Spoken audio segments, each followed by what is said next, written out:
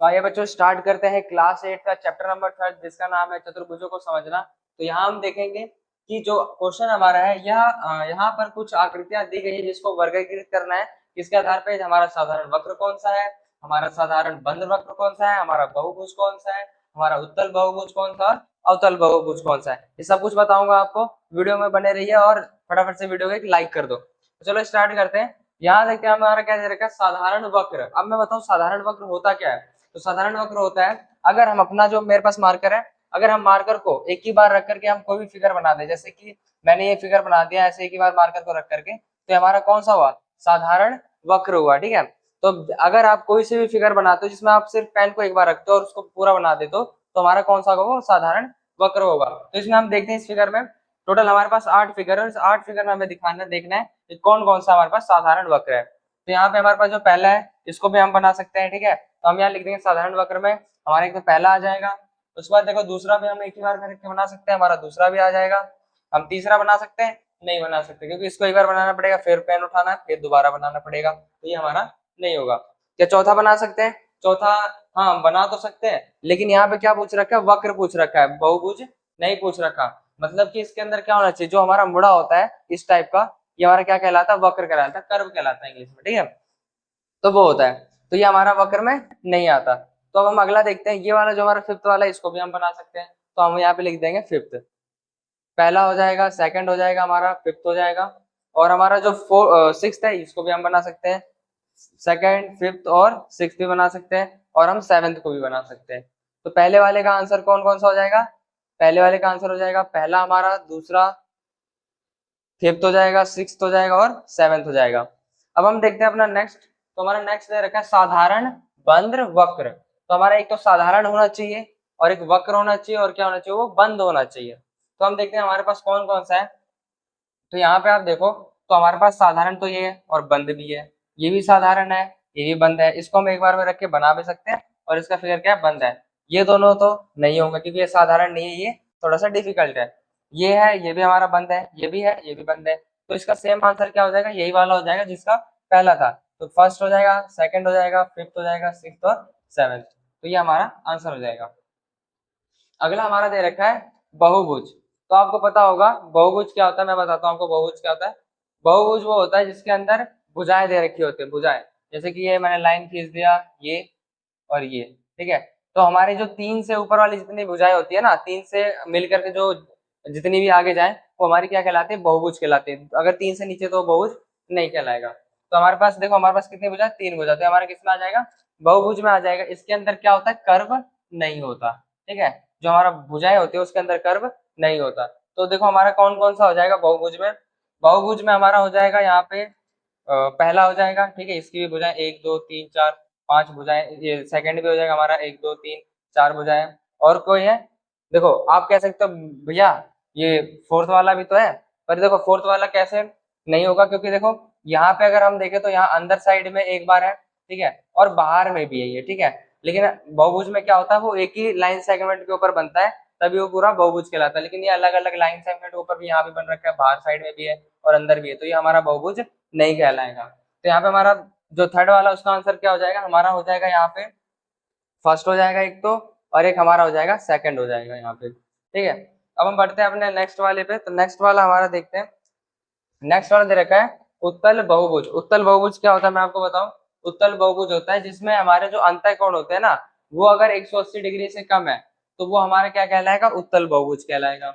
अगर वो 180 डिग्री से ज्यादा है तो हमारा उत्तल बहुभुज नहीं कहलाएगा। अब मैं एग्जांपल देता हूँ। अगर देखो यहाँ पे आप देखो तो ये जो आकृति बनी हुई है इसके अंदर मैं देखो तो ये कितना है, 180 डिग्री से कम का है। ठीक है। और ये भी हमारा 180 डिग्री से कम का है, ये भी और ये भी। लेकिन यहाँ आप देखो तो यहाँ तो है 4 जो है वो 180 से कम है, लेकिन जो पांचवा वो 180 से ज्यादा का है, तो यहाँ पे ये तो नहीं बन पाएगा। ठीक है। तो हमारा जो डी है उसका आंसर क्या हो जाएगा, हमारा सेकंड हो जाएगा यहाँ पे। ठीक है। अब अवतल मैं बता दूं, अवतल वो होता है जिसमें हमारा जो बहुभुज है उसका ना एक कोण या फिर अनेक कोण जो होते हैं, अदर कोण्स भी, वो कितने का होने चाहिए, 180 डिग्री का होने चाहिए। तो हमारा जो सेकंड वाला है, एक तो उसमें क्या होना चाहिए, बहुभुज होना चाहिए। तो बहुभुज हमारे पास कितने हैं, 2 ही है। तो दोनों में से कौन सा होगा। अब देखो इसमें तो 180 डिग्री का बन रहा है, तो ये तो नहीं होगा। इसमें सॉरी 180 डिग्री इसमें नहीं बन रहा है, इसमें बन रहा है, तो हमारा लास्ट वाले का आंसर क्या हो जाएगा, फर्स्ट हो जाएगा यहाँ पे। ठीक है, तो ये वाला आपको क्लियर है बिल्कुल अच्छे से, आप एक बार देख लो इसको। अगर आपको कोई भी डाउट आता है तो आप कमेंट करो, मैं उसको भी। सेकंड क्वेश्चन की तरफ, सेकंड क्वेश्चन देखो क्या दे रखा है, समबाहुभुज क्या है। एक समबाहुभुज का नाम बताइए जिसमें 3 भुजाएं, 4 भुजाएं और 6 भुजाएं हो। तो सबसे पहले हम समझेंगे समबाहुभुज क्या होता है। यहाँ पे आप डेफिनेशन लिखो समबाहुभुज की, तो समबाहुभुज, समबाहुभुज की डेफिनेशन लिखो आप, समबाहुभुज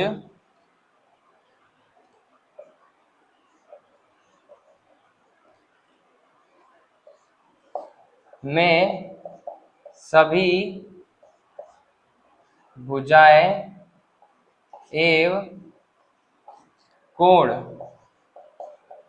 समान होते हैं, वह समबाहुभुज कहलाते हैं। चलो मैं बताता हूँ समबाहुभुज का मतलब क्या होता है। सम मतलब क्या होता है हमारा, सम मतलब समान होता है, यहाँ पे सम मतलब हमारा समान हो गया। बहु मतलब कि 3 से ज्यादा भुजाएं, कितने, 3 से ज्यादा भुजाएं, ठीक है, 3 से ज्यादा हमारी भुजाएं।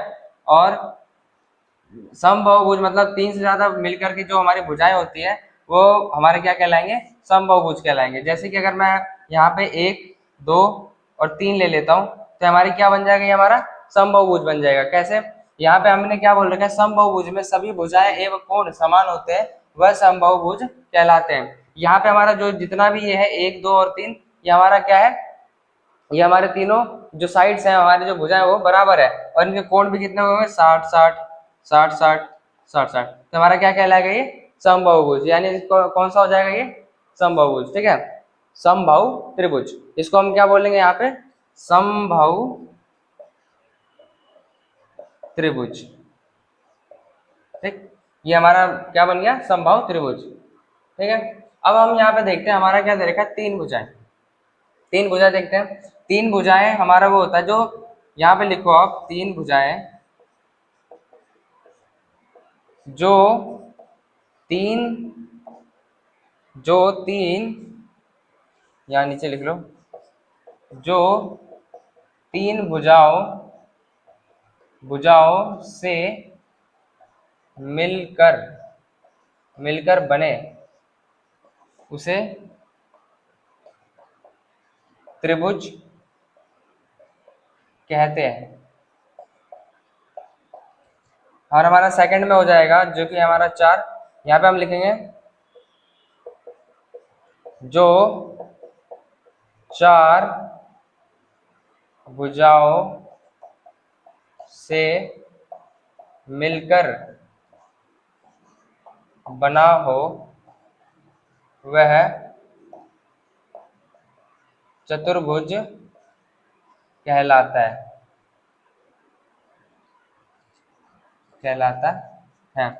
वैसे हमारा हो जाएगा सेम 6 का, तो हमारा 6 में क्या होगा, 6 भुजाएं जो होती हैं, 6 भुजाओं से मिलकर के, यहाँ पे लिख दो आप, जो 6 भुजाओं से मिलकर बने, उसे हम षष्ठभुज कहते हैं। तो यहाँ पे आप देख सकते हो मैंने क्लियरली लिख दिया है। और अब क्या है कि आप हमारा देखो जो थर्ड चैप्टर का था उसमें जो हमारा 3.1 था उसमें बस 2 ही क्वेश्चन थे, तो यहीं पे खत्म हो जाता है। अगर आपको अच्छे से देखना तो आप नोट्स वगैरह इसको पोस्ट करके उतार सकते हो और इसको समझ सकते हो अच्छे से। ठीक है, तो यहीं पे हमारा 3.1 कंप्लीट हो जाता है। मिलते हैं आपसे 3.2 में।